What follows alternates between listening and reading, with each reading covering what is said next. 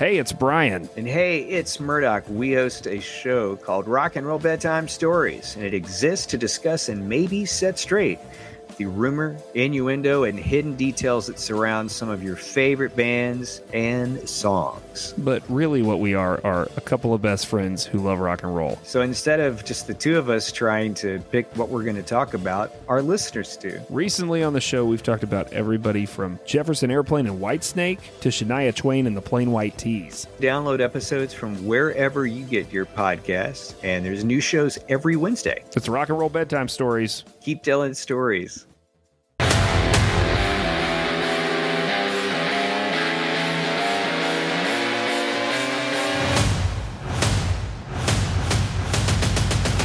Welcome into the Rock Talk Studio, the ultimate review of rock and roll books, documentaries, and movies. And today I'm going to dissect, analyze, and discuss, rate, and review the new David Bowie documentary, Moonage Daydream, which I have to say is a very unique, non-conventional doc. It's also the first time that the Bowie estate granted anyone access to the huge personal archive of footage, recordings, art, documents, interviews, and so much more. There is a lot to talk about with this one. Also, if you're looking for new rock and roll books and documentaries to check out, I'm going to run down a list of a few titles and leave you with a bunch of great recommendations. And I promise to deliver all this to you with all the passion of a shirtless Iggy Pop stage dive. I'm your host, Big Rick. Let's plug in and start the show with a review of the David Bowie documentary, Moonage Daydream.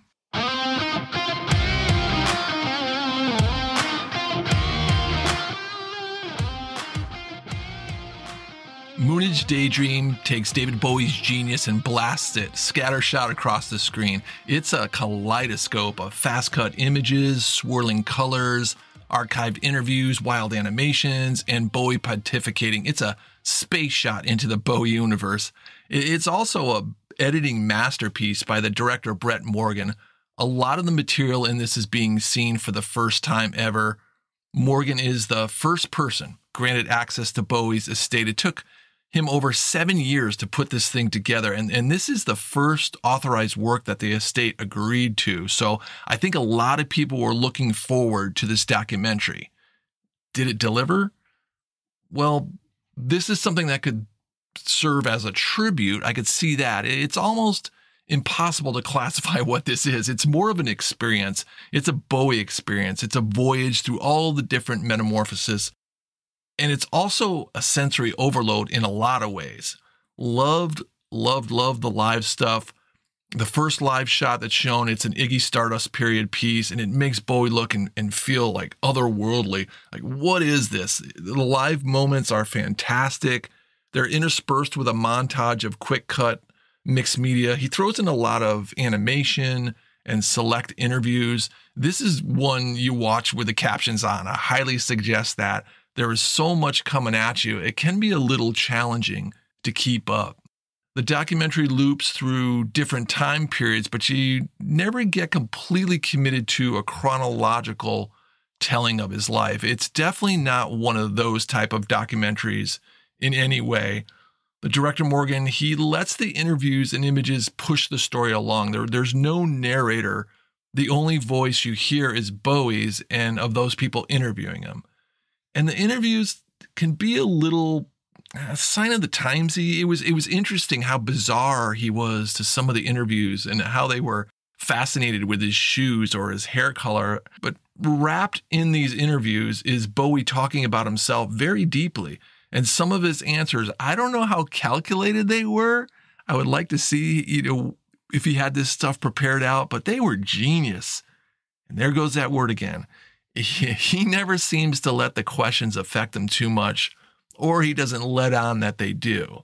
The questions about his sexuality or why he's wearing whatever or looking like whatever he's looking like, or he just wanted to be an artist and be creative and push boundaries. That was the big message I took from watching this fairly long piece. It is over 2 hours. This is a movie about expression, and it really displays all the different ways Bowie needed to express himself. It's about an artist trying to create something meaningful to himself every single day.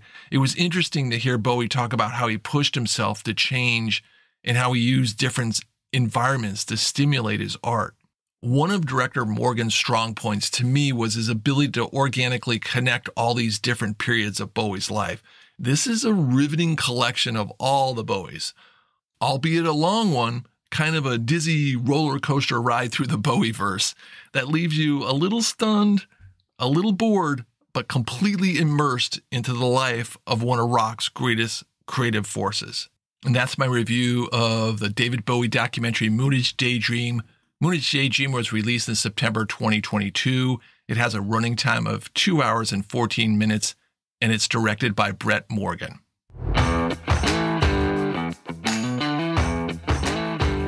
So let's see where this book stacks up. It's time to stamp the official RTS rating on it, and this one comes with a warning sticker.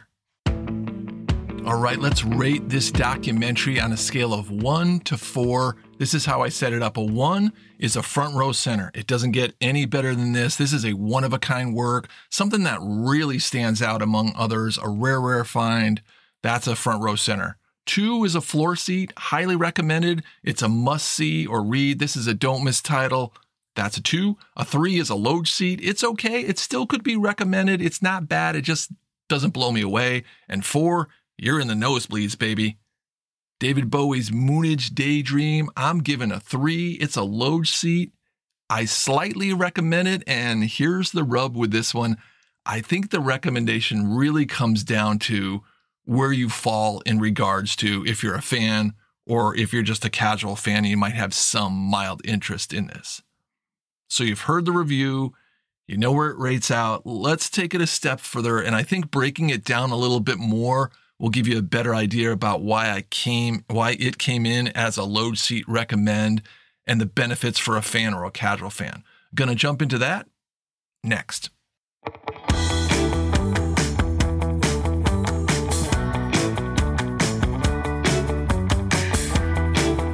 Okay, before we get in it, I just want to remind you that I have a bunch of great recommendations and reviews in the archives. You can find it at any of the directories that have podcasts, and you can also find it at rocktalkstudio.buzzsprout.com. So if you're looking for a good book, I would suggest Mysteries in the Music, Case Closed. This is a great book. Very different type of rock and roll book. It takes 8 rock and roll mysteries, and author Jim Birkenstadt, the rock and roll detective, goes after them with a bunch of great interviews, a bunch of facts, figures, files. He breaks it down and gives you the answers to, did Dylan do an album with the Stones and the Beatles? And if not, why did Rolling Stone magazine do a review of it or mention it? And why were record stores actually doing pre-orders? Was the CIA involved in the shooting of Bob Marley? Did Charlie Manson have a song on the Beach Boys record, and did they steal it from him? A lot of crazy mysteries. That's a good one, Mysteries in the Music. As far as docs go, if you're looking for a good documentary, CCR, Live at Royal Albert Hall was really good. The Abbey Road documentary, I recommend that one. If These Walls Could Sing, a lot of great artists appear in that documentary, from Robert Plant to Roger Waters to Noel Gallagher to Elton John. I mean, the list goes on and on. Jimmy Page is in there. That's a really good one too. Okay, let's wrap up the discussion on the Bowie documentary. I really wanted to get into this because this is the dividing line. For a fan, and I do consider myself a pretty big Bowie fan, this has so many good moments in it, so much so that any fan will have a lot to sink their teeth into. Again, the live stuff is top notch, and getting a documentary that's not really a documentary, something more on the lines of a non-linear visual Bowie fest, was a wild, wild ride. But it is long, and to me, too long. I get it. How do you jam all of this man's creative output into a couple hours? I don't know. I'm not a director, but it's just, it lost me too many times with its length, and that's where I place the warning sticker. If you're a casual fan, I just don't see you making it through this one. And kudos to you if you do. You must really want an experience, an art piece, a visual, with not a lot of context or chronological understanding of Bowie's life. And with this one, that's what you're going to get. All right, time for some rapid fire recommendations. I'm going to take a look at a few other titles that I recommend you checking out. And one of them came in as a front row center, highly recommended must-see title.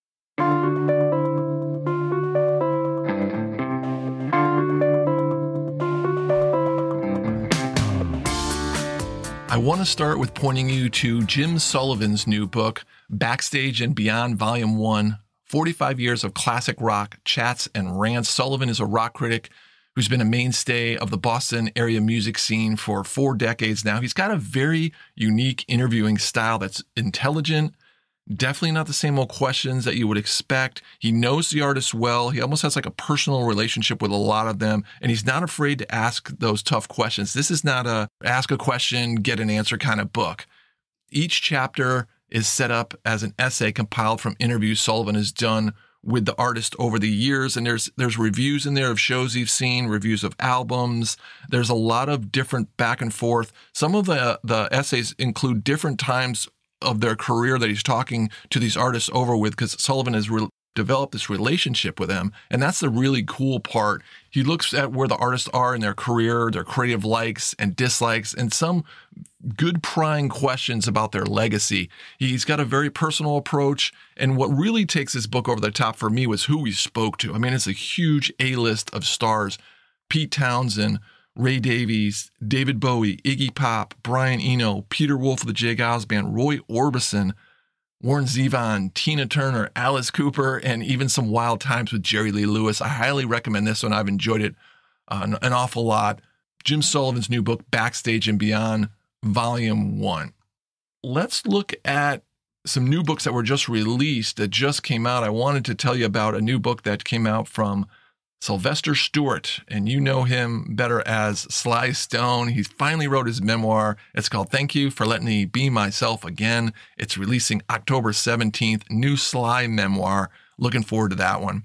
And there's also another new book that just came out that sounded pretty interesting. It's called Parachute Women. Marianne Faithfull, Marsha Hunt, Bianca Jagger, Anita Pallenberg, and the Women Behind the Rolling Stones. That comes out July 11th. So I'm interested to see if this is just kind of a tell-all book.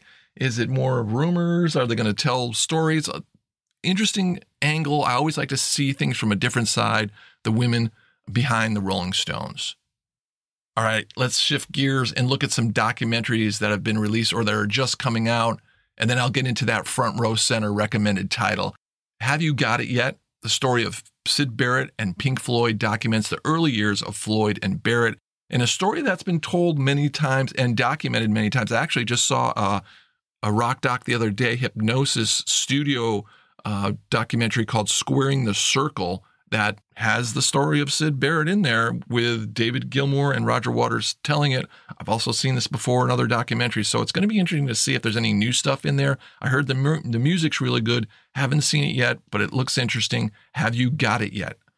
Another one that I really am interested in checking out, and that is the San Francisco Sounds, A Place in Time. It's a 2-part docuseries that captures San Francisco music scene. So if you're into that, the early scene, 1965 to 75, and when it covers.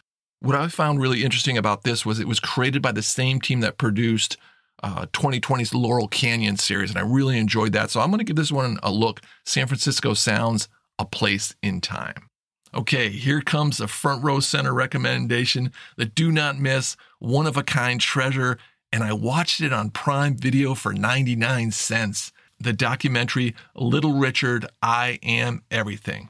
There are a lot of conflicted rock stars out there, but none as conflicted as the originator, the bedrock, the one who started it all, the father of rock and roll, Little Richard. This eye-opening documentary by producer Lisa Cortez does a tremendous job at laying out where Richard came from, what he was up against, and how he would rise to the top of stardom and then let it all go and fade into obscurity. Not just one time, but a couple of times. Richard just seemed to be caught between faith, sex, and rock and roll. But when he rocked, no one could touch him. There is a couple live shots in here of shows, and he would just literally burn the place down. It makes me think, like, if he came around nowadays, he would be a huge star.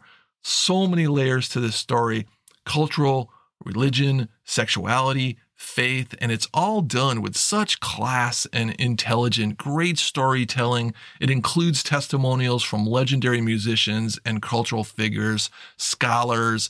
One of the commentators, Professor Ashan Crowley, nails it when she says, it's almost as if everyone is defined by Little Richard. And after watching this, you will totally see Little Richard in almost everyone that came after him. This is a front row center, do not miss documentary. I really wish I had more time. Unfortunately, I had other shows already booked that I wanted to do. I really wanted to do a spotlight on this one, but hopefully this recommendation puts some eyes on this. It deserves a lot more credit and attention it is getting. Little Richard, I Am Everything.